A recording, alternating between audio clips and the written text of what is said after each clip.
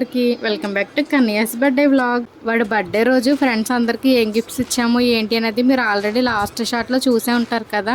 ఆ వీడియోకి అయితే చాలా మంచి రెస్పాన్స్ వచ్చేసింది.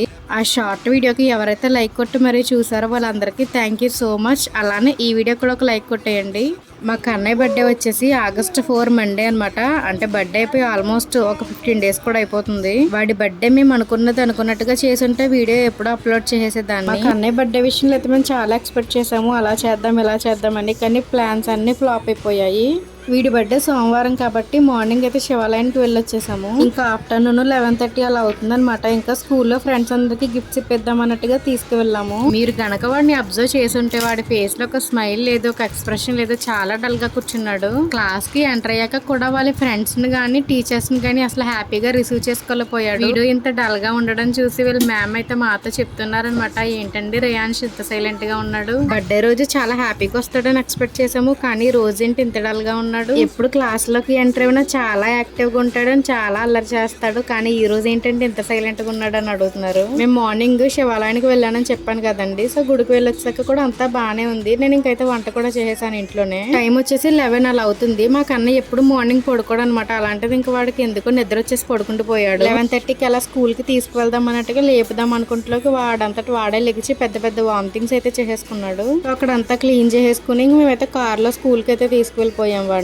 కార్ లో ఫ్రంట్ సీట్ లో నా ఊళ్ళోనే కూర్చున్నాడు కదా. సో వాడిని ఇలా టచ్ చేయగానే ఊళ్ళో మొత్తం చాలా వేడిగా ఉంది. కానీ ఇంకెలాగో స్కూల్ దాకా వచ్చేసాం కదా, గిఫ్ట్స్ ఇచ్చేసి కేక్ కటింగ్ చేయించేసి తీసుకువెళ్ళిపోవచ్చు అనుకున్నాను. ఇక్కడైతే అసలు అడుగు వేయలేకపోతున్నాడు అనమాట. కానీ బర్త్డే కదా కొంచెం మెమరీగా ఉండాలని చెప్పి 2-3 ఫ్రెండ్స్ వరకు వీడి చేతి ఇప్పించాము. ఇంకొంచెం మంది కిడ్స్ అయితే ఆపోజిట్ రూమ్ లో ఉన్నారు. సో వాళ్ళందరికీ కూడా వీళ్ళ మ్యామ్ చేతికి గిఫ్ట్స్ ఇచ్చేసి వాళ్ళనే పంచిపెట్టమని చెప్పేసాము. టీచర్స్ అందరికీ కూడా గిఫ్ట్స్ అయితే నేనే ఇచ్చేసాను. ఇంకా అప్పుడు ఎలాంటి వీడియో అయితే షూట్ చేయలేదన్నమాట. ఒక 5-6 మెంబర్స్ వరకు ఆయమ్మలు ఉంటారనమాట. వాళ్ళందరికీ తీసుకువెళ్ళిన గిఫ్ట్స్ ని కూడా టీచర్స్ ని ఇచ్చామని చెప్పేసాము. మా వాడి వాళ్ళకని చూసి స్కూల్ నుంచి ఇంటికి రాకుండా డైరెక్ట్ గా హాస్పిటల్ కి అయితే వెళ్ళిపోయాము. ఇంకా హాస్పిటల్ లో చూడాలి, కనీసం కూర్చుందామంటే కూడా ప్లేస్ లేదనమాట. దానికి తగ్గట్టు పెద్ద వర్షం ఒకటి, వైరల్ ఫీవర్ వచ్చి చిన్నపిల్లలతో హాస్పిటల్ అంతా నిండిపోయిందనమాట.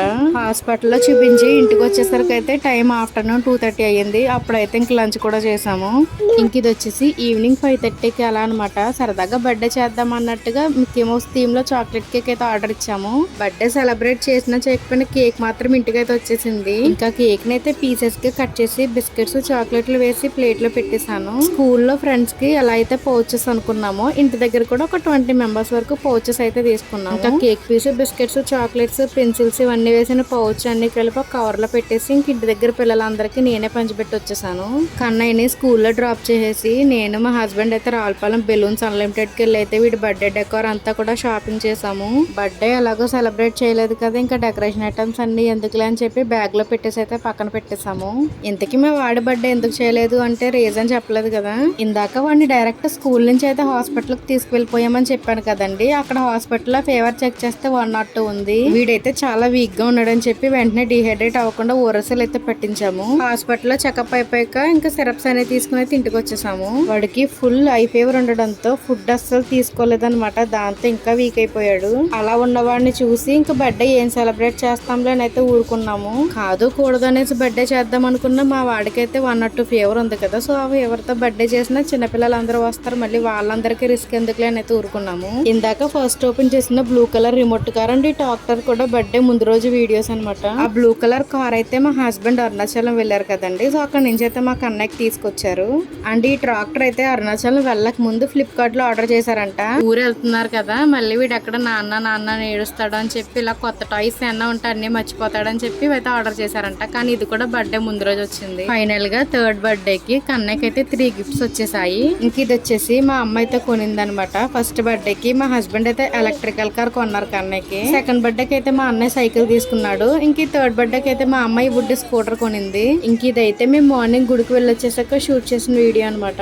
అసలు మా కన్నయ్యకి బర్త్డే రోజు సడన్ గా ఫీవర్ రావడానికి రీజన్ అయితే మాకు ఇప్పటికీ తెలియట్లేదు. ఆ దేవుడి బ్లెస్సింగ్స్ తో ఒక 2-3 డేస్ లో అయితే బాగానే రికవరీ అయిపోయాడు అని మాట అయితే చాలా చిన్నది, కానీ వాడితో 2-3 డేస్ మేము ఫేస్ చేసిన ప్రాబ్లమ్స్ అయితే చాలా పెద్దవి. వాడికైతే ఊరికే ఫీవర్ పెరగడం తగ్గడం అలా అవుతుండేది అనమాట. ఫీవర్ పెరిగినప్పుడల్లా తడిగుడ్డు పెట్టేవాళ్ళం. అలా అని తడిగుడ్డు పెట్టనిచ్చేవాడు కాదు, సిరప్స్ తాగేవాడు కాదు, ఫుడ్ కూడా ఏమి తీసుకునేవాడు కాదనమాట. వాడి నోటికి ఏమి బాగోకో ఏంటో అట్లీస్ట్ పాలు కూడా వద్దని చెప్పేసేవాడు. ఒంట్లో ఓపిక లేకపోయినా ఇంట్లో మాత్రం అస్సలు ఉండననేవాడు. సర్లే ఏడుస్తున్నాడు కదా కాసేపు బయట చల్లగాలిలో తిప్పచ్చని తీసుకెళ్తే బయట ఇట్టే నడుస్తూ తూలిపోయేవాడు.